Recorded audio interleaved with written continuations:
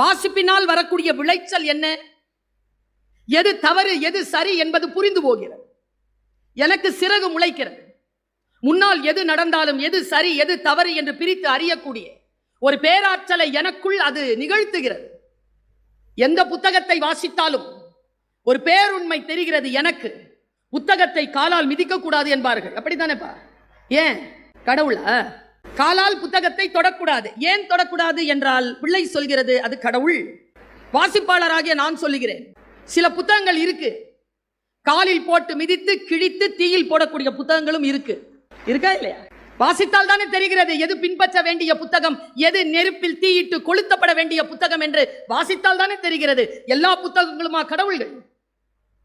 ஒரு கெட்ட வார்த்தையை அரபியிலேயோ சமஸ்கிருதத்திலேயோ எழுதி கீழே போட்டா எடுத்து கண்ணில் ஒத்திப்போம் நாம. ஏன்னா வாசிக்கிறோமே தவிர பொருள் தெரியாது. பொருள் தெரிந்தால்தான் வாசிப்பிற்கான அனுபவம் ஏற்பட்டு என் குழந்தைகளே சிறகு முளைக்கும். எதை படித்தாலும் புரிந்து கொண்டு படியுங்க, புரிந்து கொள்ளுங்கள், அவ்வளவுதான். மதிப்பெண்கள் வாங்குகிறீர்களோ இல்லையோ புரிந்து கொள்ளுங்கள். மதிப்பெண்களை விட நீங்கள் புரிந்து கொள்வது மிக மிக முக்கியமானது என்று நான் சொல்லுகிறேன். ஒரு ஆசிரியராக நான் சொல்லுகிறேன். ஏன் தெரியுமா?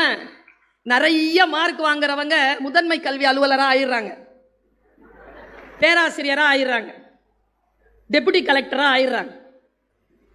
இந்த சுமாரா மார்க் வாங்கி நல்லா படிக்கிறவங்க நிறைய பேருக்கு சம்பளம் கொடுக்கிற முதலாளிகளாக மாறிடுறாங்க. சம்பளம் வாங்குறவங்க நிறைய மார்க் வாங்குற மாதிரி படிக்கிறவங்க, சம்பளம் கொடுக்கிறவங்க நல்லா படிக்கிறவங்க ஆழமா படிச்சிடறாங்க. அவங்களுக்கு தெரிஞ்சிருது எது சரி எது.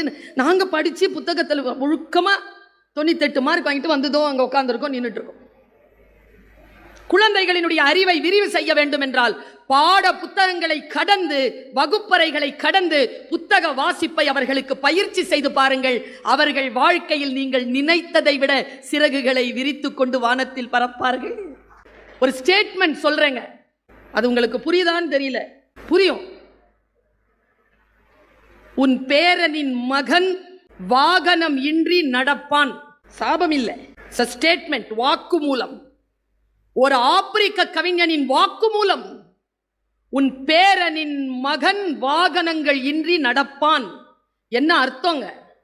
அவன் அதற்கு விளக்கம் சொல்லுகிறான். அந்த விளக்கம் உங்களுக்கு புரியும் என்பதற்காக சொல்லுகிறேன்.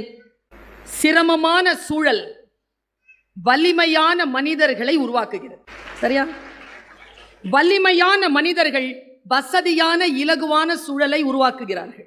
வலிமையான மனிதர்கள் உருவாக்கிய வசதியான இலகுவான சூழல் வலுவற்ற மனிதர்களை உருவாக்குகிறது. வலுவற்ற மனிதர்கள் சிரமமான சூழலை உருவாக்குகிறார்கள். சிரமமான சூழலில் உங்கள் பேரனின் மகன் வாகனம் இல்லாமல் நடப்பான் என்று சொல்லி அந்த ஆப்பிரிக்க கவிஞன் முடிக்கிறார். இன்றைக்கு நம்முடைய குழந்தைகளுக்கு நாம் வசதியான சூழலை உருவாக்கி தந்திருக்கிறோம். அந்த குழந்தைகள் வலுவற்ற சமுதாயத்தை உருவாக்கி விடுவார்களோ என்கின்ற அச்சம் நமக்கு வர வேண்டும் என்கின்ற ஒரு சிறகை இதோ உங்களுடைய இறகுகளுக்கு உள்ளாக நான் சொருகுகிறேன். நாம் கல்வி அளவில் உயர வேண்டும் என்றால் சில விஷயங்களுக்கு நோ சொல்ல பழக வேண்டும். நான் ரொம்ப கான்டெம்பரரியா பேசுறேன். இந்த மேடையில் உட்கார்ந்து இருக்கிறவங்க எல்லாம் ஜெனரேஷன் Z. 2010 பிறந்தது. அதுக்கு முன்னால பிறந்ததெல்லாம் உட்கார்ந்துருக்கு 14-15 வயசு. அதெல்லாம் ஜெனரேஷன் ஆல்பா. இப்போ 2 மாசத்துக்கு முன்னால பிறந்தது ஜெனரேஷன் பீட்டா. ஒரு ஜெனரேஷன் இன்னொரு ஜெனரேஷனை ஏத்துக்கிறதே இல்லை. எங்கேயோ இல்லை காலம், நம் வீடுகளில் இருக்கிறது. கல்லூரியில் பேராசிரியராக இருக்கிறேன், தமிழ் மொழி பாடத்தில் ஆசிரியராக இருக்கிறேன். ஒரு வாக்கியம் ஒரு குழந்தைக்கு எழுத தெரியவில்லை என்றால் நான் பள்ளிக்கூடத்தை குறை சொல்வதா, கல்லூரியை குறை சொல்வதா, இந்த சமூகத்தை குறை சொல்வதா? யாரை குறை சொல்வது?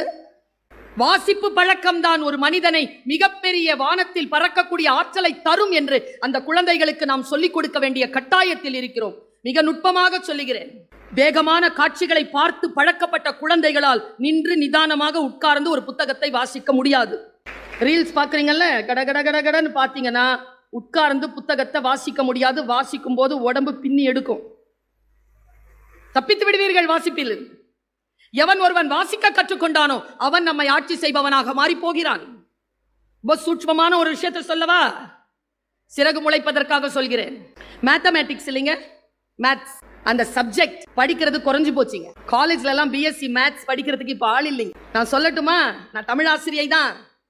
எந்த குழந்தை மேத்தமேட்டிக்ஸை கரெக்டா இந்த ஜெனரேஷன்ல படிச்சுக்கிறீங்களோ, அடுத்த 15 ஆண்டுகளுக்கு பிறகு இந்த உலகத்தை ஆட்சி செய்யக்கூடிய தலைமை பொறுப்பு இன்னைக்கு மேத்ஸ் படிக்கிற ஸ்டூடெண்ட்ஸ்க்கு வந்து சேரும் என்பதனை மட்டும் நீங்கள் புரிந்து கொள்ளுங்கள். படிக்க மாட்டேங்கிறாங்க. மேத்ஸ் படிக்கிறதா இருந்தா கூட அந்த நீட் எக்ஸாம் எழுதிட்டு டாக்டரா போகத்தான் பாக்குறாங்க, இல்லனா இன்ஜினியரா போறதுக்கு பாக்குறாங்க. மேத்தமேட்டிக்ஸ் சப்ஜெக்ட் அவ்வளவு நல்ல சப்ஜெக்ட், கெமிஸ்ட்ரி அவ்வளவு சூப்பர் சப்ஜெக்ட், பிசிக்ஸ் அவ்வளவு சூப்பர் சப்ஜெக்ட். ஆனால் அந்த சப்ஜெக்ட படிச்சா எனக்கு வருங்காலம் இல்லை என்று ஒரு குழந்தை நினைக்கக்கூடிய அளவிற்கு சூழல் மாறி இருக்கிறது என்றால் இது வளர்ச்சி அல்ல, வீக்கம் என்பதனை ஒரு கல்வியாளராக நான் இங்கே பதிவு செய்ய கடமைப்பட்டிருக்கிறேன். என் பிள்ளை என் பேச்சை கேட்கறதே இல்லை. எத்தனை பேருக்கு இந்த கம்ப்ளைண்ட் இருக்கு?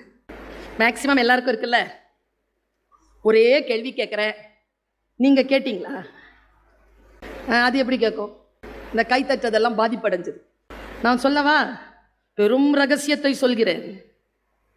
நாம் பேசுகின்ற எந்த ஒழுக்கத்தையும் எந்த அறத்தையும் நம் பிள்ளை கேட்டு நமக்கு முன்னால் நிகழ்த்தி காட்டாது. இதுதான் இயற்கை. ஆனால் ஒன்று சொல்லுகிறேன், அது நிகழ்த்தி காட்டும் எப்போ தெரியுமா? வாழ்க்கை அவர்களுக்கு முன்னால் ஒரு சவால்களை எடுத்து போடுகின்ற பொழுது அந்த சவால்களை சந்திப்பதற்கு நாம் கற்றுக் கொடுக்கின்ற அறமும் நாம் கற்றுக் கொடுத்த ஒழுக்கமும் பாடமாக அவர்களுக்கு பயன்படும். அதனால சொல்லிட்டு இருங்க. சொல்லுவதில் நீங்கள் பிழை செய்து விடாதீர்கள். சொல்லுவது அவன் நான் சொன்னா கேட்க மாட்டாங்க, கேட்க மாட்டான்ல. சொல்லுவது விதை, விதைத்தவன் தூங்கலாம், விதைகள் தூங்குவதில்லை. விதைகள் முளைக்கும், காலம் எடுக்கும். எனக்கு விதை ரொம்ப பிடிக்குங்க. ஏன் தெரியுமா? என்ன இயற்கையின் ஃபோர்ஸ்ங்க விதை. எல்லாம் வானத்துல இருந்து கீழே தாங்க வருது. விதை மட்டும்தான் மண்ணில் புதைக்கப்பட்டாலும் இயற்கையின் புவியீர்ப்பு ஆற்றலை எதிர்த்து மேல வருதுங்க. அது துணூண்டு விதைங்க. அப்பா, உள்ளே அது வெடிக்கின்ற அந்த நிலைதான் கற்றலின் நிலை. அந்த கற்றல் நமக்குள் நிகழ்கின்ற பொழுது வெடித்து புறப்படுவோம் வெளியில். அந்த வாய்ப்பை நாம் பெறுகிறோமா? அந்த வாய்ப்பை நாம் தருகிறோமா? நான் சொல்லுகிறேன், நல்ல வார்த்தைகள் உள்ளுக்குள் புதைகின்ற பொழுது ஒன்னும் இல்லைங்க. வானம் அளந்தது அனைத்தும் அளந்திடும் வன்மொழி வாழியவேங்கிற பாட்டின் வரி கேட்கின்ற பொழுது எனக்கு சிலிர்க்கும். வானம் அறிந்த அனைத்தையும் அளந்திடும் சொல். சொல்லுக்குள் பயணப்பட்டு பாருங்க. சொல்லுக்குள் பயணப்படுகின்ற ஆற்றல் எப்பொழுது வரும்? சொல்லிற்கான பயிற்சி இருக்கும் பொழுதுதானே வரும்.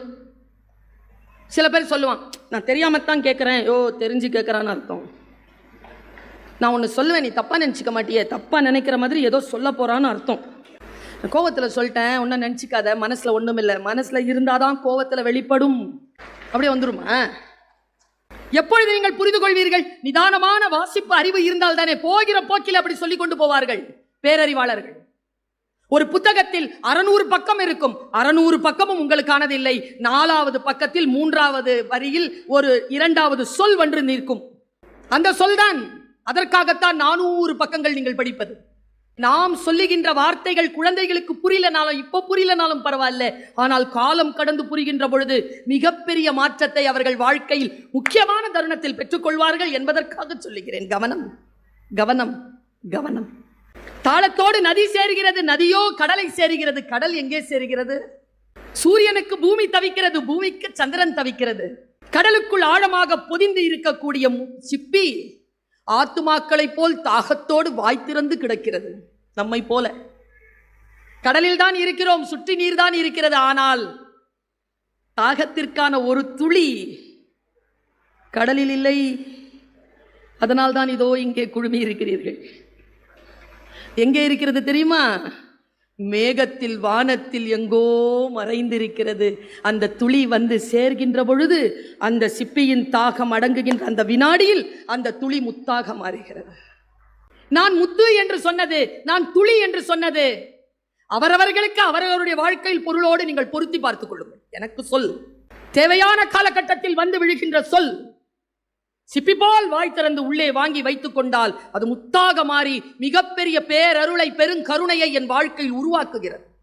வாழ்க்கை நமக்கு வித்தியாசமான அனுபவங்களை கொடுக்கின்ற பொழுது அந்த அனுபவங்களை மிகச் சரியாக புரிந்து கொள்வதற்கு நமக்கு சில புரிதல்கள் தேவைப்படுகின்றன. நான் இப்படி சொல்லுகிறேன். இப்பொழுது சமீபத்தில் ஏதோ ஒரு புத்தகத்தை எடுத்து வாசித்துக் கொண்டிருந்தேன்.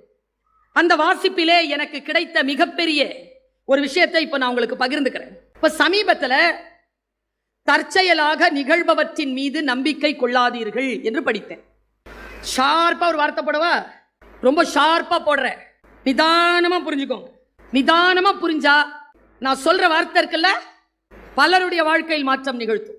உள்நிலை நிர்வாகம் சரியாக இல்லாமல் புறச்சூழல்களால் கிடைக்கும் வெற்றி ஒரு மனிதனுக்கு மன அழுத்தத்தையும் தோல்வியையும் தரும்.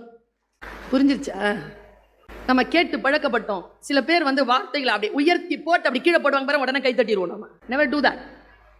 வார்த்தைகளை பிரித்து உள்வாங்கி புரிந்ததற்கு பின்னால் ரியாக்ட் பண்ணுங்க. கவனம் மக்களே. நான் ரொம்ப நுட்பமான ஒரு வார்த்தையை மறுபடியும் வீசுகிறேன். ஒருத்தன் ஒரு செடி வைக்கிறான், எத்தனை பேர் வேடிக்கை பார்ப்பீங்க? ஒருத்தன் ஒரு மரத்தை வெட்டுறான். என்ன சொல்லுது தெரியுமா உளவியல்? உணர்ச்சிகரமான மனித மனம் இன்றைக்கு நிறைந்திருக்கிறது. எதிர்ப்பதும் அழிப்பதும் தகர்ப்பதும் உணர்ச்சிகரமானவை. அதனால் தான் அடுத்தவர்களை அடித்து வீழ்த்தும் கதாநாயகர்கள் இங்கே பெரிதும் ரசிக்கப்படுகிறார்கள். டெப்தா சொல்லிட்டேன் நான். உருவாக்குபவர்களின் மீது நமக்கு கவனமே இல்லை. இன்னும் ரொம்ப நுட்பமான ஒரு விஷயத்தை சொல்றேன். ஆர்ப்பாட்டமாகவும் நகைச்சுவையாகவும் பேசுகின்றவர்கள் பேச்சை கோடிக்கணக்கில் கேட்கிறோம். ஆர்ப்பாட்டமே இல்லாமல் அமைதியாக ஆழமான விஷயங்களை சொல்லக்கூடியவர்களுக்கு வாசகர்களும் நேயர்களும் இல்லவே இல்லை. யார் பிழையது? நான் உங்களுக்கு சொல்லுகிறேன், பயிற்சி பெறுங்கள். பேசுகின்றவர்களுடைய டோன்ல இல்ல, பேசப்படுகின்ற பொருளின் மீது கவனம் வையுங்கள். அப்பொழுது நீலச்சாயம் வெளுத்து போச்சு, ராஜா வேஷம் கலைஞ்சு போச்சு என்று பல பேர் வீடு திரும்புவார்கள். பொருளை மிக நுட்பமாக புரிந்து கொள்ளுகின்ற ஆற்றலுக்கு மக்களை உருவாக்குவதற்கு பெயர்தான் புத்தக வாசிப்பு. ஏனென்றால் புத்தக வாசிப்பில் நீங்கள் ஈடுபடுகின்ற பொழுது என்ன நடக்குதுன்னு சொல்றேன். ஒரு பேருண்மையை சொல்கிறேன், என்ன நடக்குதுன்னு. நான் ஒரு புத்தகத்தை திறந்து வாசிக்கிறேன். ஒரு காட்சி வருகிறது. நீல ஆடையுடன் ஒருத்தி சூரிய கதிர்கள் விளையும் அந்த அதிகாலை பொழுதில் ஒரு வெண்கல பானையோடு நதிக்கரை ஓரம் போனாள். சென்று சலசலத்துக் கொண்டிருக்கும் அந்த நதியிலே தன்னுடைய பானையை வைத்து கொஞ்ச நேரம் அளவலாவி விளையாடிவிட்டு அதை முழுமையாக அவள் நிரப்புகின்ற அந்த நேரத்தில் அப்படின்னு கதை நிக்குது. இப்ப நான் சொன்னேன், நீங்க வாசிச்சீங்கன்னா இங்க காட்சி விரிதா, கேமரா ஆனாவதா? உங்களுக்கு பிடித்தமான பெண் நீல நிற ஆடையில் வருகிறாளா? உங்களுக்கு பிடித்தமான நதிக்கரை ஓரத்தில் இருக்கிறாளா? பானையினுடைய டிசைன் நீங்க நினைக்கிற மாதிரி இருக்குதா? இப்ப வாசிக்கிறதுல இவ்வளவு வசதி இருக்கு. இப்ப ஏற்கனவே ஒருத்தன் அந்த படம் பிடிச்சிட்டாருன்னு வச்சுக்கோங்க. நான் அதை பார்க்கிறேன், ஒரு சிந்தனையும் இல்லை, அதை பார்க்கிறேன். புத்தக வாசிப்பு என்பது நம்முடைய கற்பனையின் கதவுகளை திறந்து விடுகிறது. ஐன்ஸ்டீன் சொல்லுகிறான், imagination is more then knowledge. Imagination, கற்பனை திறன் வளர வேண்டும் என்றால் வாசிக்கணும். நாம் ஏற்கனவே யாரோ ஒருவர் வாசித்ததை அவர் படத்தில் சொல்லுவதை நாம் பார்த்து கைத்தட்டோம். நான் இதை பல நேரங்களில் சொல்லியிருக்கேன், இன்னைக்கும் சொல்றேன். ஏன்னா வாசிக்கிற முதன்மை அலுவலர் உட்கார்ந்திருக்கேன். நான் ரொம்ப பிடிச்சு வாசிச்ச புத்தகம் எது தெரியுமா மேடம்? பொன்னியின் செல்வன். நீங்களும் தானா? நான் சொல்ற ஆள் பிடிக்கும்னு மட்டும் சொல்லிடாதீங்க, உங்க மேல பொறாம வந்துடும். எனக்கு வந்தியத்தேவன், ஐயோ அம்மாடி, வந்தியத்தேவத்தின் மீது அவ்வளோ ஒரு ஆசைங்க எனக்கு ஒரு 14 வயசுல நான் படிச்சிருப்பேன். நான் பால்கனியில் நின்றுட்டு இருக்கும் பொழுது பஞ்சகல்யாணி குதிரையில் அவன் வருவான். நான் திப்பு தெருவினுடைய நீசாய்பேட்டையில் மேலே இருந்தவனை கீழே குதிச்சு பார்க்கும்போது, ஏ பேபி கமான் அப்படின்னு சொல்லுவான். நானும் மேலே இருந்து கீழே குதிச்சு அவன் பஞ்சகல்யாணி குதிரையோட ஓடிடுவோம்லாம் கனவு கண்டிருக்கேங்க நான் இந்த 14 வயசுல. இப்போ பொன்னியின் செல்வன் படம் பார்த்தேன். நல்ல வேளை அவன் வரல. ஏன்னா அது மணிரத்னம் சாருடைய வந்தியத்தேவன், அது என் வந்தியத்தேவன் இல்லை. வாசிப்பில் இருக்கக்கூடிய பேர் அனுபவம் அதுதான். என்னால் அவருடைய குந்தவையோ நந்தினியையோ பழவேட்டரையரையோ என்னால் அந்த உருவத்திற்குள்ளாக என்னால் நிலைநிறுத்திக் கொள்ளவே முடியவில்லை. அது என்னுடைய பழவேட்டரையன், என்னுடைய நந்தினி, என்னுடைய குந்தவை, என்னுடைய அருண்மொழி. நான் வாசிக்கின்ற பொழுது எனக்கு விரிகின்ற உலகம் மிகப்பெரியது. அந்த அனுபவத்தை குழந்தைகளிடமிருந்து அடுத்த தலைமுறையிடமிருந்து பறிக்காமல் அவர்கள் சிறகு விரிக்க பறக்க வேண்டும் என்றால் அவர்களுக்கு புத்தகத்தை கொடுங்கள். ஒவ்வொரு புத்தகமும் ஒவ்வொரு இறகாக வந்து ஒட்டிக்கொள்ளும். வாழ்க்கையில் அனுபவங்கள் அலாதியானவை. அந்த அலாதியான அனுபவங்களை வாசிக்கின்ற பொழுது என்னுடைய சிறகுகள் விரிகின்றன. நான் அதில் இறகுகளை சேர்த்து கொண்டே இருக்கிறேன். பாருங்க, குவாண்டம் தியரின்னு ஒன்று படித்தேன் பிசிக்ஸ்ல. அதுல ஒரு மேட்டர் சொல்லும். இன்னைக்கு இருக்கிற எழுச்சிக்கான விஷயங்களுக்காக நான் அதை ஒப்புமை சொல்லுகிறேன். சூப்பரான விஷயம். ஒரு சுவர் இருக்கு தெரியுமா? தற்செயலாக எதுவும் நடப்பதில்லை என்று நான் சொன்னேன். சில பேர் தற்செயலாக ஏதானும் நடந்துவிட வேண்டும் என்று எதிர்பார்க்கிறோம். நம் வாழ்க்கையில் எதுவும் தற்செயலாக நடப்பதே இல்லை. எல்லாவற்றையும் நாம் தான் நிகழ்த்தி காட்ட வேண்டும். இப்படி நீங்கள் நினைக்கின்ற பொழுது உங்கள் உலகம் மாறுகிறது. ஒரு சுவர் இருக்குன்னு வச்சுக்கோங்க. அந்த சுவரை 1,00,000 முறை நீங்க மோதுனீங்கன்னா இயற்கை என்ன பண்ணும்னா ஒரு வினாடி அந்த சுவரை மறைக்குமா. நீங்க இந்த பக்கத்துல அந்த பக்கம் போயிடலாம். ஆனா 1,00,000 தடவை நீங்க மோதும் பொழுது உங்கள் மண்டை உடைய வாய்ப்பு. தற்செயலான விஷயங்களுக்காக எதையும் செய்ய துணியாதீர்கள், திட்டமிட்டு செய்யுங்கள். நம்மில் பல பேருக்கு திட்டமிடுதல் குறைவு தெரியுமா? திட்டமிடுதல் இல்லை என்றால் வாழ்க்கை உங்களுக்கு பல விஷயங்களை தராது. திட்டமிட வேண்டும்.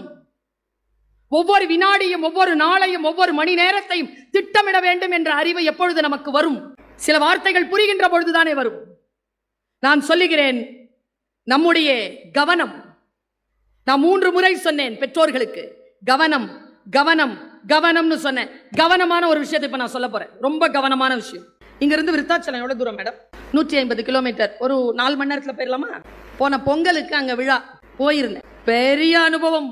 புத்தகம் வாசிக்கும் பொழுதும், விளையாட்டில் ஈடுபடுகின்ற பொழுதும், ஸ்போர்ட்ஸ், உங்களால் அது தவிர்த்து வேறு எதுவும் செய்ய முடியாது. உதாரணத்திற்கு, சமைக்கின்ற பொழுது உப்பை அள்ளி போடுகின்ற பொழுது, அதை விட வேறு எந்த நினைவும் இல்லை. அதற்கு பெயர் தான் தியானம். விளையாட்டு, ஓட்டப்பந்தயத்தில் ஓடுறீங்களா? தியானம். புத்தகத்தை வாசிக்கிறீர்கள், 2 விஷயத்தை செய்ய முடியாது. புத்தகத்தையும் வாசிக்கிட்டு பாட்டையும் கேட்க முடியாது. ஒண்ணுதான் செய்ய முடியும். உப்பு போடும்போது வேற ஏதாவது நினைச்சீங்கன்னா அளவு மாறிடும். தியானம். தியானம், கவனம். புத்தக வாசிப்பு எந்த சிறகை தருகிறது? உலகத்தை நீங்கள் எதிர்கொள்ளக்கூடிய அந்த இலக்கை உங்களுக்கு தருகிறது என்றால் மிக நுட்பமான ஒரு ஸ்கில். லிசனிங். லேர்னிங் கூட செகண்ட் தான். Listening stands first. அப்புறமா தான் லேர்னிங், அப்புறமா தான் ரீடிங், அப்புறமா தான் ரைட்டிங், அப்புறமா தான் ஸ்பீக்கிங். ஃபர்ஸ்ட் என்ன? காது இருக்கின்றவர்கள் கேட்க கடவீர்கள் என்கிறது Bible. It is not physical, it is metaphysical. கேட்கும் திறன். இந்த கேட்கும் திறன் இருக்குல்ல, அதை பத்தி சொல்ல வரேன். விருத்தாச்சலத்துல பொங்கல் விழா. நீங்க எல்லாம் உரி அடிச்சு விளையாடி இருக்கீங்களா? அங்க ஒரு காம்படிஷன், உரி அடிக்கிற விழா. 100 பேர் பார்ட்டிசிபென்ட்ஸ், 1000 பேர் சுத்தி நிக்கிறான். அதுல ஒரு ரெஃப்ரி, மோகன் சார் மாதிரியே இருந்தார். கழுத்துல ஒரு விசில், எல்லாம் அப்படி இருந்தார். எல்லா பசங்களையும் கூப்பிட்டு கண்ணில் துணி கட்டி சுத்த விட்டுருவார். அது சுத்திக்கிட்டே இருக்கும்போது தப்பு தப்பா வழி காட்டுவார். உங்களை மாதிரி இல்லை, வேற அவரை மாதிரி. அது விளையாட்டு, அப்படிதான். தப்பு தப்பா சொல்வார். அப்பதானே காம்படிஷன்ல ஜெயிக்கிறது ருசி கூடும். 6 வயசு பையங்க அவன். நான் இந்த பிள்ளைகளுக்கிட்ட எப்படி சொல்றதுன்னு தெரியல. நான் சொல்றேன், புரிஞ்சுக்கோ. ஜெயிக்கிறவனுக்குன்னு ஒரு ஸ்ட்ராட்டஜி இருக்கு. யார் ஜெயிக்கிறா அப்படின்னா, யார் ரொம்ப கவனத்தோட இருக்கிறாங்களோ அவங்க ஜெயிக்கிறாங்க. கவனம் சிதறக்கூடியவர்கள். ஒரு சில பேர் சொல்லுவாங்களா, 3/4 கிணறு தாண்டிட்டேன்னு. 3/4 கிணறு தாண்டாலும் உள்ளதான் விழணும். 1 இன்ச்சுங்க, 1 மார்க்கில் போயிடுச்சுங்க.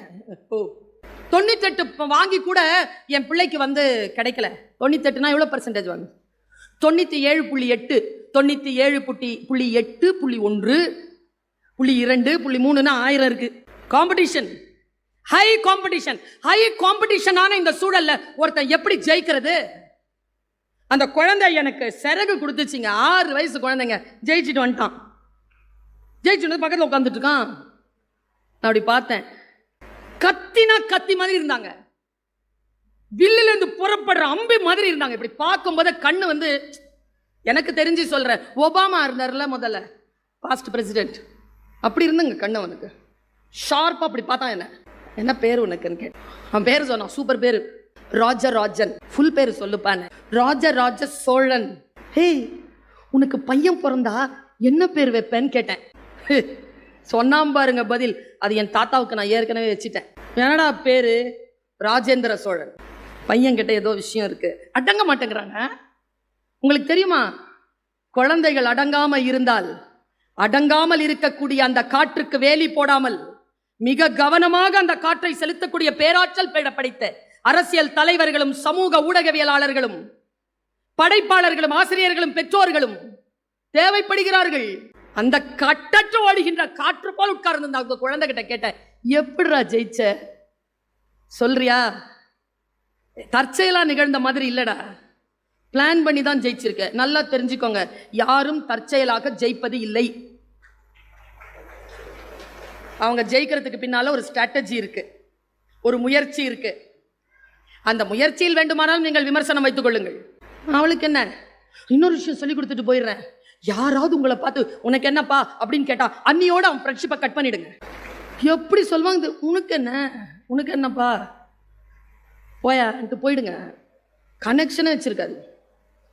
பயமா இருக்குங்க எனக்கு அந்த மாதிரியான ஆட்களை பார்க்க. சில பேர் சொல்லுவாங்க தெரியுமா, ஊருக்கே சாப்பாடு போடுறீங்க, உங்களுக்கு சாப்பாடு போடுறதுக்கு நாங்கள் யாரு? அப்போ எனக்கு பசிக்காதா? எப்போ பார்த்தாலும் ஊருக்கே சாப்பாடு போட்டு இருக்கவா? நானே செத்து நானே எழுந்து நானே எழுது நானே படுத்துக்கவா? முடியாதுல்ல. எவ்வளவுதான் பெரிய மனிதர்களாக இருந்தாலும், பேரன்பு செலுத்தக்கூடியவர்களாக இருந்தாலும், அவர்கள் மீது அன்பு செலுத்துவதற்கான ஆட்களை அந்த ஆன்மா தேடிக்கொண்டுதான் இருக்கிறது என்பது எப்பொழுது நமக்கு புரியும்? இந்த குழந்தைகிட்ட நான் பேசினேன், எப்படி தங்கம் ஜெயிச்ச? அவன் சொன்னாங்க, அந்த மழலை மொழியில் சொன்னதை நான் உங்களுக்கு சொல்லுகிறேன், முடிந்தால் குழந்தைகளே புரிந்து கொள்ளுங்கள். குழந்தையை பிறகு கொஞ்சலாம். அது முக்கியமா சில பேர் சில வேலைகளை செய்வாங்க பாருங்க, நமக்கு டெம்ட் ஆயிடும். இப்போ நம்ம வீட்டு குழந்தை நமக்கு ஞாபகம் வருது இல்ல? சில பேர் இருக்கிறாங்க, என் பிள்ளை எல்லாத்துலயும் ஃபர்ஸ்ட், என் வீட்டில் ஃபெயிலா பொண்ணு ஒன்று இருக்கும். Never consider your children's progress report as your visiting card. புரிந்தவர்கள் கைத்தட்டினார்கள். உங்கள் குழந்தைகளின் பெருமைகள் ஒருபோதும் உங்களுடைய விசிட்டிங் கார்டு கிடையாது. சொல்றேன் பாருங்க, அந்த குழந்தை ஜெயிச்ச வித்தையே எனக்கு சொன்னான். எப்படிடா ஜெயிச்ச தங்கம்? அதுவா, இந்த ரெஃப்ரி அங்கிள் இருந்தார்ல, ஆமா, இந்த ரோஸ் கலர்ல விசில் போட்டு வச்சிருந்தாரு, தோ வச்சிருக்கிறாரு அவர்தான். ஆமா, அவர் என் கண்ணை கட்டினாரா? சரி, ஊன்னு ஊதுனாரு காதல, சரி, சுத்தி விட்டார். அப்புறமா தப்பு தப்பா வழி சொன்னார். 1000 பேர் கத்துறாங்க. சரி, எப்படி ஜெயிச்ச? 1000 பேர் கத்துனதை நீங்க தான் பாத்தீங்கல்ல? பார்த்தேன். எப்படி ஜெயிச்ச சொல்லு. அது என்ன தெரியுமா? அந்த பிராக்டிஸ். எடுத்து ஒரு அடிதான் அட்டெம்ப்ட், அவ்வளவுதான். அப்படி பண்ணிட்டோம்னா வாய்ப்பு முடிஞ்சது. அவன் ஒரு அடியில் அடிச்சிட்டான். 18 வயது வரைக்கும் இருந்தார்கள். 6 வயது பிள்ளை அடிச்சிட்டான். என்ன ஸ்ட்ராட்டஜி பாருங்க. கத்திட்டு இருந்தாங்களா, ஓ ஆ ஓ ஆன்னு கத்துறாங்க, இப்படி வா அப்படி வான்னு கத்துறாங்களா, லெஃப்ட்ல போ ரைட்ல போன்னு அத்தனை பேருங்க சத்தம் ஒரே காதை அடைச்சிக்கிட்டு இருக்கும்போது நான் சைலண்டா அந்த 1000 பேர் அப்படி சத்தத்தை கவனிச்சுட்டே இருந்தேன்னா, அதுல இருந்து ஒரு சவுண்டு கேட்டுச்சு, ராஜா, அது எங்க அம்மா குரல். நான் கட்டப்பட்டிருந்த கண்ணுக்குள்ள என் கண்ணை மூடிக்கிட்டேன். எங்க 6 வயசு சொல்லுதுங்க, கட்டப்பட்ட கண்ணுக்குள்ளாக கண்களை மூடிக்கொண்டேன்னா. பல பேர் கண்ணில் ஏதாவது தெரிஞ்சிருமான்னு சொல்லிட்டு கண்ணை திறந்து பார்த்து மற்ற சூழலில் நாம் தோற்று போகிறோம். அவனை கட்டிட்டல்ல மாவனை, நீ கொஞ்சமா காட்டினாலும் எனக்கு தேவையில்லடா, நான் முழுக்க மூடிக்கொள்கிறேன் என்று முழுக்க அவன் உள்ளுக்குள்ள மூணாம் பாருங்க. ஃபர்ஸ்ட் ஸ்டெப் அவன் ஜெயிச்சான்.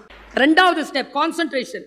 லெஃப்ட்ல போ ராஜா, லெஃப்ட்ல போ, 2 அடி போ, நில்லு. ஒரு ஸ்டெப் முன்னால வா, நில்லு. கையை தூக்க அடிக்காத, கம்பை இன்னும் கொஞ்சம் பெருசு பண்ணு. அவன் சின்னவன், பெருசு பண்ணுடா. முனையில புடி, முனையில புடி. இப்போ இப்ப அடிக்காத அடிக்காத, அப்படியே நில்லு, அப்படியே நில்லு. கொஞ்சம் பின்னால போ, கொஞ்சம் நிறைய போயிட்டா, முன்னால முன்னால எல்லாம் கேட்கறான். கையை தூக்குடா, அட்ராம் அவனை. இப்போ நான் அடிச்சான், உருகி உடைஞ்சிச்சு. யாரை பின்பற்றுகிறோம்? யாரின் மீது கவனம் வைக்கிறோம்? அந்த கவனம் சரியான மனிதர்களாக நமக்கு இருந்து விட்டால், நாம் பல பேரை சந்திச்சிருக்கேங்க வாழ்க்கையில் தோற்றவர்கள். அவர்கள் எல்லாம் தவறான மனிதர்களால் வழிகாட்டப்பட்டவர்கள். திருக்குரானிலே ஒரு மிகப்பெரிய சாபம் இருக்கு.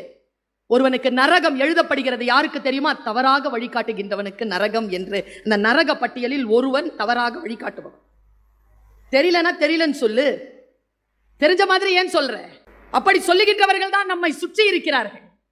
நம்முடைய வாழ்க்கை நமக்கு வழிகாட்டுகின்ற பொழுது கொஞ்சம் வைராக்கியத்தோட இருங்க. இந்த வைராக்கியம் தான் வாசிப்பு பழக்கம் என்பது வைராக்கியம். என் உறவுகளே, நான் சில புத்தகங்களை வைத்திருக்கிறேன். இதை ரொம்ப இயற்கையின் முன்னால் நான் சொல்லுகிறேன்.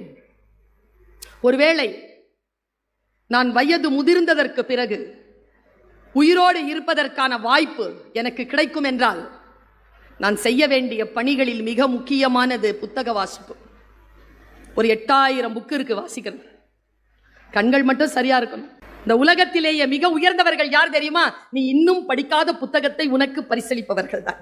வாழ்க்கை நமக்கு சில வித்தியாசமான உணர்வுகளை ஒன்றும் இல்லைங்க. நான் டெய்லி தினசரி படிக்காமல் என் வீட்டு வாசலை நான் தாண்டுவதில்லை. தினத்தந்தி படிச்சிருவேன், மற்றதெல்லாம் காலேஜில் போய் படிப்பேன். வீட்டில் தினத்தந்தி ஹிந்து ரெண்டுத்தையும் படிக்காம வாசலை தாண்ட மாட்டேன். இந்த வாசிப்பு என்ன செய்கிறது? எனக்கு முதல்ல வாசிக்கும் பழக்கம் இருந்தாலே, என் பையன் என்கிட்ட சொல்லுவான், அம்மா வீட்டெல்லாம் ஃபுல்லா புக்கு இருக்குது, சூப்பரா பேசுறீங்க, ஆனா நீங்க படிக்கிறத ஒருபோதும் நான் பார்த்ததே இல்லையா மாமா.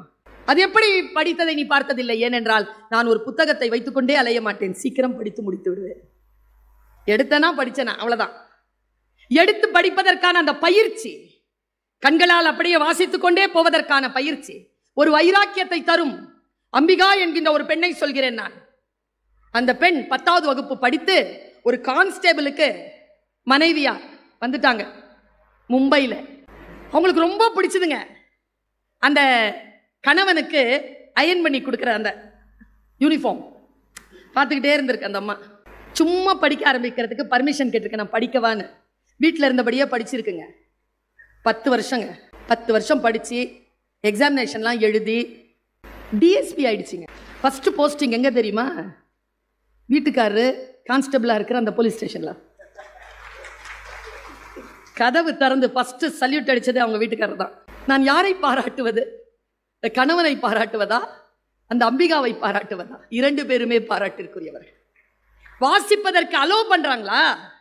படிக்கிறதுக்கு அலோவ் பண்றீங்களா? முதல்ல வாசிக்கிற பழக்கம் நிறைந்து இருக்கக்கூடியவர்கள் வாழ்க்கையில் சில விஷயங்களை உன்னதமாக சாதித்து விடுகிறார்கள் என்பதற்காக சொல்லுகிறேன். மிக நுட்பமான ஒரு வார்த்தையை உங்களுக்கு சொல்லுகிறேன். இங்கே நான் படிக்க வேண்டும், உங்களிடத்தில் பேச வேண்டும் என்பதற்காக படித்ததிலிருந்து குறிப்புகள். டாடா, ஜேஆர்டி டாடா, அவர் சொன்ன ஒரு குறிப்பை மட்டும் சொல்லிடுறேன். எல்லோரும் டாட்டாவை உயர்த்தி பேசுவார்கள்.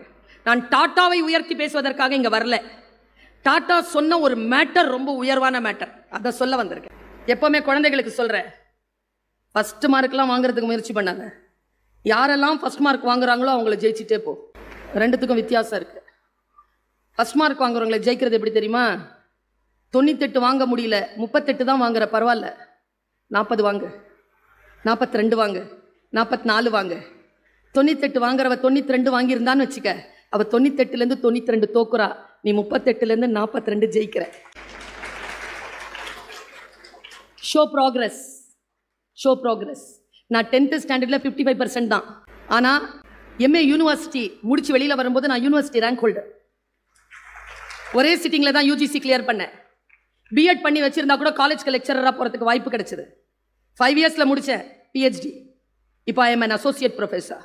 இது நான் அசோசியேட் ப்ரொஃபஸராக முடித்து 5 வருடம் முடியுது.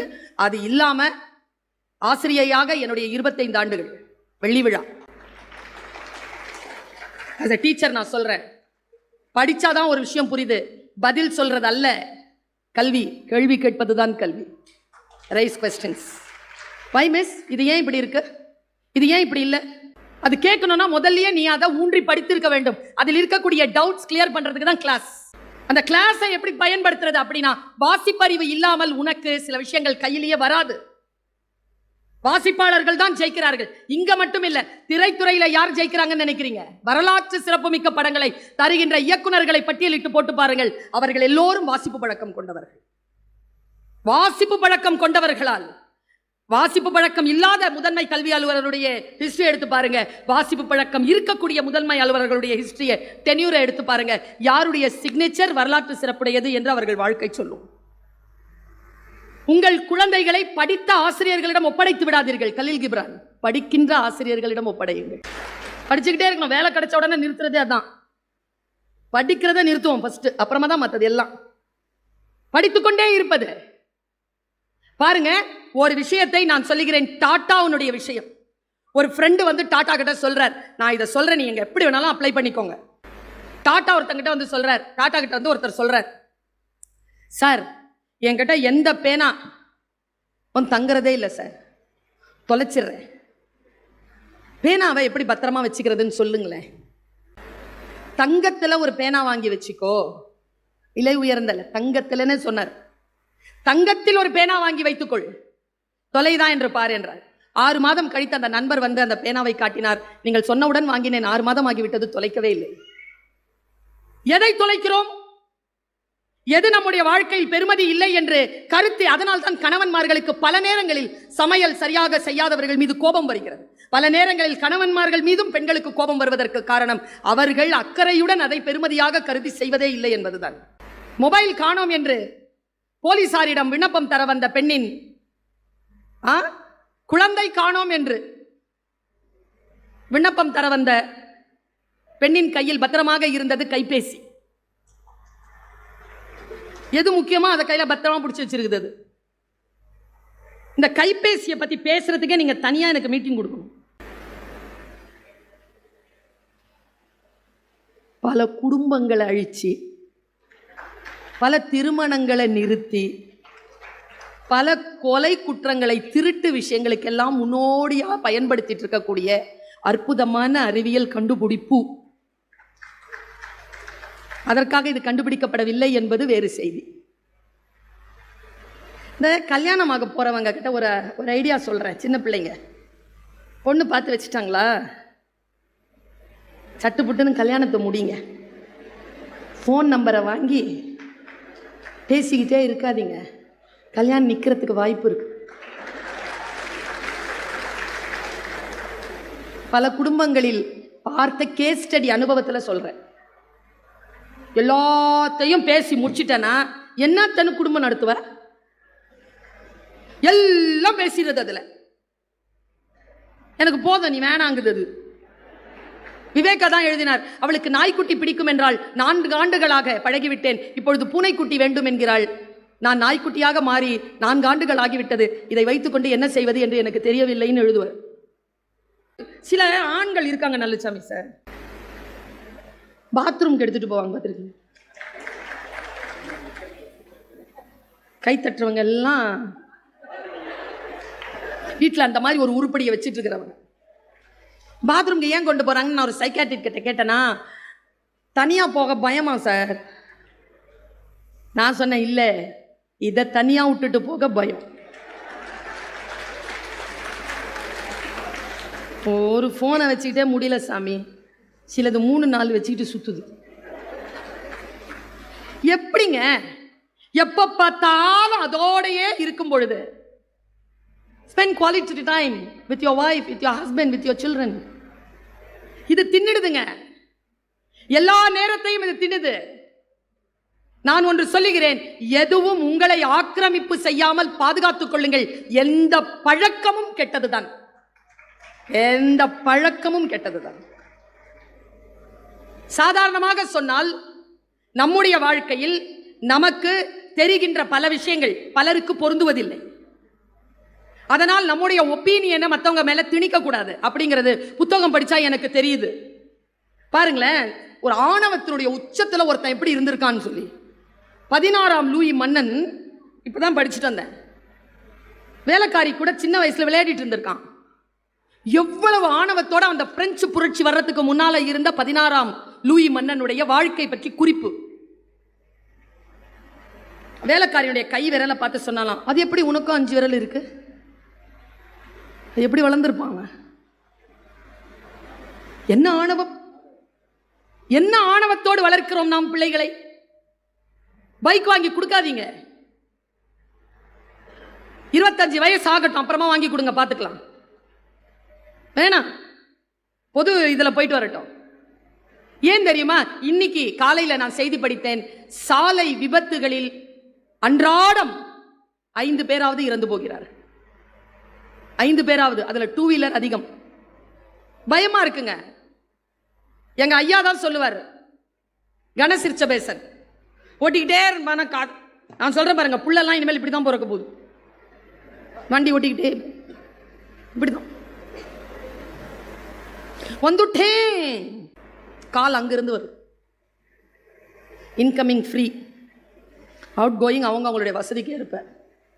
எங்க ஐயா தான் சொல்றாரு, அதை இப்ப சொல்லலாமான்னு தெரியல, ஐயா சொன்னதால் சொல்லலாம். எவனாவது 2 வீலருக்கு யமஹான்னு பேர் வச்சிருப்பானா பாரு. இந்த கம்பெனிக்கு எதிராக நான் பேசல, சொல்றேன். குழந்தைகளை வைத்திருக்கிறோம் நாம், அவர்களுக்கு வாழ்க்கையின் பெருமதி தெரிகின்ற பொழுது ஒன்னே ஒன்று சொல்லிக் கொடுங்க. நான் புத்தகத்தில் வாசித்ததனால் சொல்லுகிறேன், நீ எவ்வளவு வேணாலும் வேகம் எடுத்துக்கொள், நீ நினைக்கின்ற பொழுது வண்டி நிற்கணும், அதுக்கு பேர் தான் வேகம். அந்த ஆற்றல் உனக்கு வேகம் இல்லை என்றால் நீ வேகப்படுத்துவதற்கு உனக்கு தகுதி கிடையாது என்று நான் வாசிக்கிறேன். யோசித்து பார்த்தால் சொற்கள் நம்மை வடிவமைக்கின்றன. நான் இன்னும் ஒரு செய்தி சொல்றேன் பாருங்க, ஷார்ப்பா இருங்க. யார் என்ன சொன்னாலும் புரிஞ்சுக்கோங்க. பல நேரங்களில் நமக்கு புரியறதே இல்லை. அவன் தெளிவா சொல்றான், முன்னால இருக்கிறவன், நமக்கு தான் புரியறது இல்லை. எனக்கு ரொம்ப கோவம் வருங்க சில வார்த்தைகளை படிச்சேன்னா. ஏன் தெரியுமா? சுயமரியாதை அப்படி வெடிச்சு கிளம்பும். நான் இப்ப சமீபத்தில் ஒரு புத்தகம் படித்தேன், அது உங்க எல்லாருக்குமே நான் பல தடவை காணொளி மூலமா சொல்லியிருக்கேன், நினைவுபடுத்துறதுக்கு சொல்றேன். கெவின் மெக்கார்த்தி அப்படிங்கிற ஒருத்தர் எழுதின Why Good People Are Always Choosing Bad People அப்படின்னு ஒரு book. Always having bad choices நினைக்கிறேன். Why Good People Having Always Bad Choices அப்படின்னு ஒரு புக்கு. அதுல வரும் 18 எபிசோடு. அதுல பிளாக் ஸ்பாட் பத்தி எழுதியிருப்பார். எனக்கு சிறகு முளைக்குதுங்க சொல்லும் போதே. ஐயா சொன்னார், இந்த இந்த இந்த இந்த புத்தக திருவிழாவில் ரொம்ப திக்கு கிரௌடு இன்னைக்கு வந்திருக்குதுங்கன்னு சொன்னார். ஐயா சொன்னார், நான் ஒன்று சொல்றேன், பிளாக் ஸ்பாட்டை மட்டும் எடுத்துருங்க மனசுல இருந்து. வாசிக்க வாசிக்க பிளாக் ஸ்பாட்ஸ் போயிட்டே இருக்கும். Blind spots, black spots. அது என்ன தெரியுமா? அவர் ஒரு தப்பு பண்ணிடுறாருங்க. 33 மாதங்கள் ஜெயில இருக்கார். ஜெயில இருக்கிறவர் புக் எழுதுறார், Why Good People Making Bad Choices அப்படின்னு. அவர் எழுதினதுல அந்த 18 எபிசோட்ல அவர் சொல்ற பிளைண்ட் ஸ்பாட்ஸ் இருக்குல்ல, பதச்சு போனேன் நான். ஃபர்ஸ்ட் பிளைண்ட் ஸ்பாட் என்ன தெரியுமா அவர் சொன்னது? சூப்பர், அது நம்ம எல்லாருக்கும் பொருந்தும். Celebrity blind spot. வெள்ளையா இருக்கிறவன் போய் சொல்ல மாட்டான், இங்கிலீஷ் பேசுறவன் புத்திசாலி. பெரியார் தான் சொல்வார், ஆங்கிலம் என்பது மொழி, அறிவில்லை. சிவப்பு என்பது நிறம், அழகில்லை. தந்தை பெரியார். எனக்கு யோசிச்சு பார்க்கிறேன், இப்படியே ஒரு படங்க. நான் இருக்கிறேன், என்ன பண்றது? நான் உங்கள் வீட்டை இங்கே அடகு வையுங்கள். நீ இருப்ப, அடகு வச்சுட்டு நான் எங்க போறது? உங்கள் நகைகளை இங்கே அடகு வைங்க. போயா, நீ சொன்னா நான் வைக்கணுமா? நான் இருக்கிறேன், நீ இருப்ப, நீ இரு, நல்லா இரு, 100 ஆயுசுக்கு இரு, என் வாழ்க்கைய கொலைக்காத. செலிபிரிட்டிஸ் மீது இருக்கக்கூடிய blind spot, generosity blind spot. அப்பா, எல்லா தப்பம் பண்ணிட்டு எழுகொண்டலவாடா கோயிந்தா கோயிந்தான்னு போய் காசு போட்டா எல்லாம் மன்னிச்சிருவாரா? பெருமாள் வச்சு செய்வார்.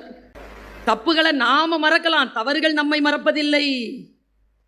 அது நம்மை தேடி வரும். யாருக்காவது ஏதாவது நல்லது செஞ்சுட்டா நம்ம பாவம் போயிரும் யாராவது சொல்லி கொடுத்தாங்கன்னா நம்பாதீர்கள். Gender blind spot. அதிகாரிகளாக இருக்கக்கூடியவர்கள் எல்லாம் பார்க்கணும், படிக்க வேண்டிய புத்தகம். எப்படியெல்லாம் ஒரு பிளைண்ட் ஸ்பாட் வருது. ஜெண்டர் பிளைண்ட் ஸ்பாட்ன்றான். பொம்பளை பிள்ளை பாவம், தப்பே செய்யாது. 7500 பொம்பளை பிள்ளைங்க படிக்கிற காலேஜில் டீச்சர் நான் 25 வருஷமா. என் பிள்ளை பொய்யே சொல்லாது, சூப்பரா சொல்லும். 4 பேரோட தான் என் பிள்ளை கெட்டு போச்சு, லீடரே அதுதான். நமக்கு தெரியாதா என்ன? Generosity blind spot, gender blind spot, biased blind spot. பயஸ்டா இருக்கிறது பிளைண்ட் ஸ்பாட். அது பெரிய துன்பத்தில் கொண்டு போய் நிறுத்தும். நான் இதை வாசிக்கின்ற பொழுதெல்லாம் ஆஸ் எ லீடர், அவங்க யாரோ ஒருத்தங்க சொன்னாங்க, அதை ரொம்ப அழகா முதன்மை கல்வி அலுவலரை அறிமுகப்படுத்தினார். அவர் எழுதி வச்சிருந்த அந்த script was very good mister Durai. அவர் சொல்லும்போது ஒரு வார்த்தை சொன்னாருங்களா, கவனிச்சிங்களான்னு தெரியல. தவறு நடந்தால் யார் தவறு செய்தது என்று பார்க்காமல் எங்கே தவறு நடந்தது என்று பார்ப்பார். ஒரு குவாலிட்டி. யார் தப்பு செஞ்சான்னு அவனாவது பார்த்தானா அவன் முதலாளி. தப்பு எங்கே நடந்ததுன்னு யாராவது பார்த்தானா அவன் தலைவன். தப்பதான் பார்க்கணுமே தவிர ஆட்களை பார்க்கப்பட. நாம் மனிதர்களின் மீது தான் பிழைகளை சுமத்துகிறோம், இல்ல சிஸ்டத்தின் மீது பிழை. சிஸ்டத்தை சரியாக்குங்க. எரியறத பிடுங்கன்னா கொதிக்கிறத அடங்கும். எரியறத பிடுங்கிறதுக்கான சிஸ்டம். முகமது அலி பாக்ஸர், ஒரு வயலின் வாசிக்கிறவர், போய் அவர்கிட்ட பேசியிருக்கார். Is a genius. சொல் புரிதான் பாருங்க. சார், நானும் நீங்க ஒன்று தான் தெரியுமா? எப்படின்னு கேட்டாராம் முகமது அலி. முகமது அலி பாக்ஸரை தெரியும் தானே? டைசனை தெரியும். டைசனுக்கு மூப்பு அவர். எப்படின்னா, நாம 2 பேரும் கையை வச்சு தான் சார் சம்பாதிச்சிட்டு இருக்கோம். முகமது அலி பதில் என்ன தெரியுமா? என்னை விட நீங்கள் சிறப்பானவர்கள், உங்கள் கரங்களில் காயம் இல்லைன்னு சொன்னார். எப்படி பதில் பாருங்க. அப்படி இருக்கணும் பதில். ஒன்றும் இல்லை, நான் இங்கே உட்காந்துருக்கும் போது பக்கத்தில் சார் உட்காந்துருந்தார். அவர் ஒரு லெட்டர் பேட் வச்சிருந்தார். அதில் ரெட் கிராஸ் அப்படின்னு எழுதியிருந்தது. ரெட் கிராஸ் மூமெண்ட் யாருடைய பேடு? சாருடைய பேடா? இந்த ரெட் கிராஸ் அப்படிங்கிற அமெரிக்காவில் தோற்றுவிக்கப்பட்ட அந்த இயக்கத்தை தோற்றுவித்தவர் கிளாரா. கிளாரா முதுமை அடைந்து இறந்தார். அவருடைய அவ்வளவு இளமையான காலத்திற்கும் இந்த ஒரு இயக்கம் ஏற்படுத்தியதற்குமான ரகசியத்தை அவர்கள் இடத்தில் கேட்டபொழுது அவர் சொன்னது என்ன தெரியுமா? ஞாபகம் வந்தது எனக்கு அதை பார்த்த உடனே. வாசிக்க வாசிக்க உங்களுக்கு அப்படி தோணுங்க. நீங்க எல்லாத்தையும் கனெக்ட் பண்ணிக்கலாம். உலகத்திலேயே மிகப்பெரிய பலம் என்ன தெரியுமா? உயிர் காக்கின்ற வினாடியில் கற்றது நினைவுக்கு வரணும். மிகப்பெரிய சாபம் கர்ணனுக்கு, உயிர் காக்கின்ற அந்த வேளையில் கற்றது மறந்து போகும். கற்றது ஞாபகம் வரணுங்க. பாருங்க, அந்த கிளாரா கிட்ட கேட்கிறாங்க, உங்கள் வாழ்க்கையின் வெற்றியின் ரகசியம் என்ன? அவர் சொன்ன பதில், முடிந்தால் நீங்கள் வீட்டிற்கு எடுத்து செல்லுங்கள் இந்த பதிலை. அவர் சொன்னார், நான் துன்பமான விஷயங்களை நினைவில் வைத்திருப்பதில்லை. ஓ, நல்ல விஷயம்ல. யாராவது வந்து எனக்கு நேர்ந்த துன்பத்தை நினைவுபடுத்தினால் நான் என்ன செய்கிறேன் தெரியுமா? நான் அதை மறந்த வினாடியை நினைவில் கொள்கிறேன். எங்க சத்தியங்க இது. ஆபாசமான எண்ணங்களையும் ஆறாத ரணங்களையும் சுமக்கின்ற அளவிற்கு வாழ்க்கை வசதியானது இல்லை என்பதனை புரிந்து கொள்ளுகின்ற வினாடியில் புதிய உலகம் படைப்பதற்கான எழுச்சி வருகிறதுங்க. நான் ஒரு பிரபஞ்ச ரகசியம் சொல்லவா? அறம் பேசுகிறேன், குறிப்பெல்லாம் இல்லை. 2008ங்க. வாழ்க்கையில் மிகப்பெரிய துயரம் எனக்கு. கையில் 6 வயது குழந்தையோடு நிற்கிறேன்.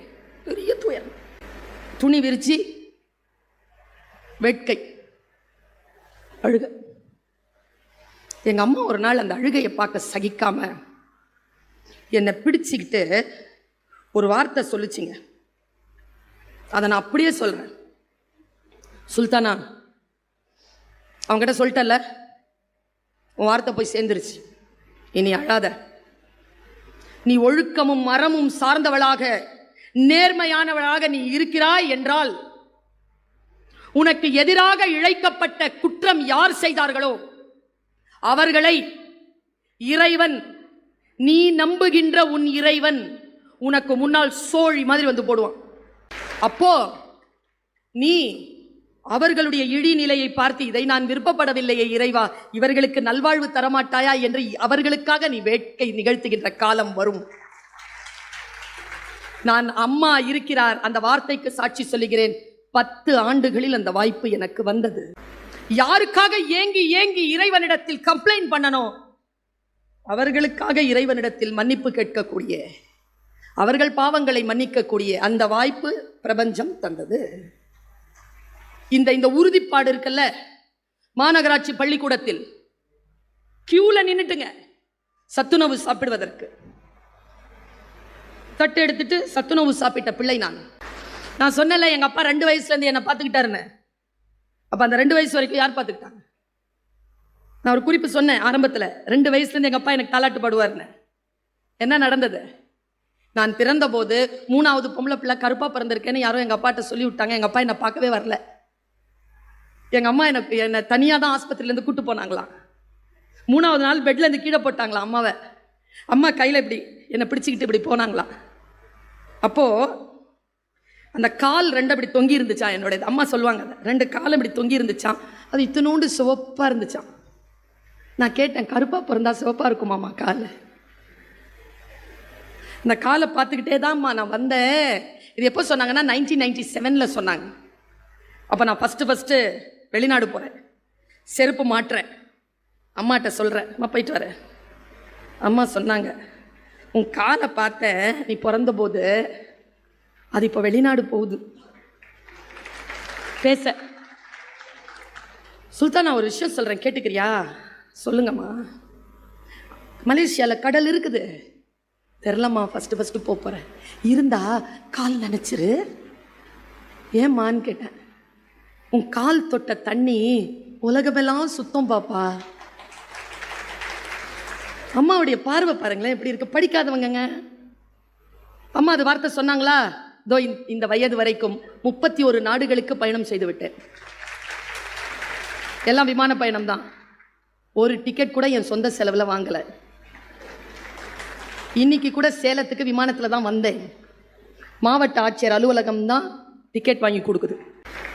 இறையாசி, பெரியவர்களின் அருள், அவர்கள் பெருங்கருணை எல்லாம் இருந்தால் உனக்கு வாசிப்பு பழக்கம் வரும். அதை வைத்துக்கொண்டு உலகத்தை நீ விலை பேசலாம். படிங்க, என்ன இருந்தாலும் படிச்சிருங்க. படிப்பதிலிருந்து முகத்தை திருப்பிக் கொள்ளாதீர்கள், படித்து விடுங்கள். ஒண்ணு என்ன தெரியுமா, இன்றைய குழந்தைகளிடத்தில் நான் பார்க்கின்ற குறைபாடு என்ன தெரியுமா, உங்களை பாராட்டிக்கிட்டே இருக்கணும், கொஞ்சிக்கிட்டே இருக்கணும். எங்க அம்மாலாம் பாராட்டது இல்லை.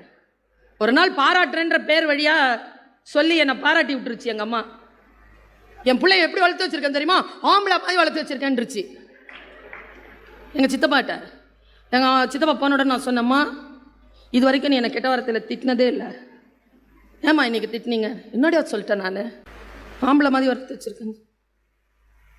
அண்ணன் உள்ள தூங்கிட்டு இருக்கு, கூப்பிடு, அதுக்கிட்ட என் முன்னால சொல்லு, என் பையனை நான் பொம்பளை மாதிரி வளர்த்து வச்சிருக்கேன். அப்ப அது பெருமைனா இதுவும் தான் எனக்கு பெருமை, அது திட்டுனா இதுவும் எனக்கு திட்டு தான். எங்க அம்மாட்ட நான் சொன்னேன். யாரை போலவும் யாரும் இல்லை. நம்முடைய அடையாளம் நம்முடையது, நம் சக்தி நிலை நம் சக்தி நிலை. எதற்காக இன்னொருவர் போல் நான் மாற வேண்டும்? பர்வீன் சுல்தானா போல் பேச வேண்டும்? ஏன், நான் தான் பேசிட்டு இருக்கிறேன்ல, நீ உன்ன மாதிரி பேசு. அவங்கள மாதிரி ஆகணும், அவங்க தான் ஆயிருக்கிறாங்களா, அவங்கள மாதிரி ஏன் நீ ஆகுற? ஏன் replica? Have a new version. புதிய அவதாரம் எடு, புதிய அவதாரத்தோடு வா. உலகம் புதியதை விரும்புகிறது. பாராட்டை எதிர்பார்க்காதீங்க. நாங்க காலேஜ்ல படிக்கும், நான் பாடம் நடத்திட்டு இருக்கிற நாக்ல பயங்கர பிரைஸ், காலேஜ்ல 5 ஸ்டார் வாங்கிட்டோம். எங்க ஐயா மூசா ரஸா எங்க எல்லாருக்கும் கதை சொல்றாரு. நாங்கெல்லாம் பாராட்டு கிடைக்கும்னு உட்காந்துருக்கோம். எங்க 5 ஸ்டாருங்க, நாக்ல பிரமாதமான பொசிஷனுங்க. ராத்திரி பகலா வேலை செஞ்சிருக்கோம். அவர் பத்மபூஷன் IAS ஆபீசரா இருந்து பத்மபூஷன் வாங்கினவர். அவர் வந்து ஜம்மு அண்ட் காஷ்மீருக்கு ஃபர்ஸ்ட் செக்ரட்டரியா இருந்தவர். நம்முடைய இந்திரா காந்தி அம்மாவுக்கு ஆலோசகர், ஃபர்ஸ்ட் ஆலோசகரா, அட்வைசர், பிரைம் மினிஸ்டர் அட்வைசரா இருந்தவர். எங்களுக்கு அவர் தலைவரா வந்தார். அவர் சொல்றாரு, என் வாழ்க்கையில் அதுக்கு பிறகு யாரேனும் என்னை புகழ்ந்து பேசினால் இறைவன் மிக பெரியவன் சொல்லிட்டு நான் நிறுத்திடுவேன். மண்டையில ஏத்திக்கிறதே இல்லை. ஏன் தெரியுமா, வெற்றி என்பது ரெஸ்பான்சிபிலிட்டி.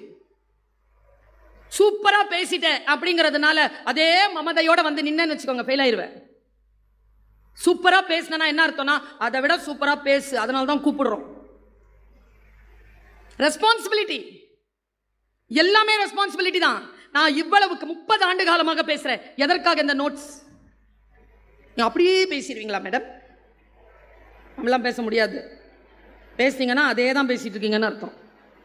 அப்படியே பேசுறீங்கன்னா அதே பேச்சு தான். புதுசு புதுசா பேசுறீங்கன்னா நோட்ஸ் எடுக்கணும். புதுசு புதுசா யோசிக்கிறோம்னா, படிக்கிறோம்னா ப்ரிப்பரேஷன்.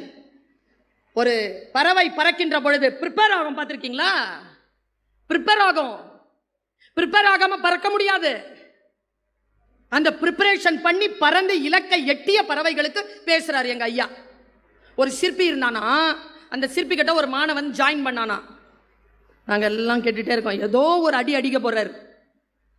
அந்த மாணவன் பிரமாதமான சிற்பியான். ஆனா எந்த சிற்பத்தை வடிச்சாலும் பாஸ் சொல்வாராம் அந்த குரு, இதை விட சிறப்பா நீ செய்யலாம். சில டீச்சருங்க இருப்பாங்க தெரியுமா, you can do it better, you can do better than this சொல்லுவாங்களா. உடனே சொல்ல, எவ்வளோ சொன்னாலும் இதுக்கு you can do it better, you can very குட்னு வாயில வரவே வராத. அந்த மாதிரி ஆசிரியர்கள் இருந்தால் நீங்கள் கொடுத்து வைத்தவர்கள். நான் அப்படிப்பட்ட ஆசிரியை தான். அவ்வளோ சீக்கிரமா சொல்லிட மாட்டேன்.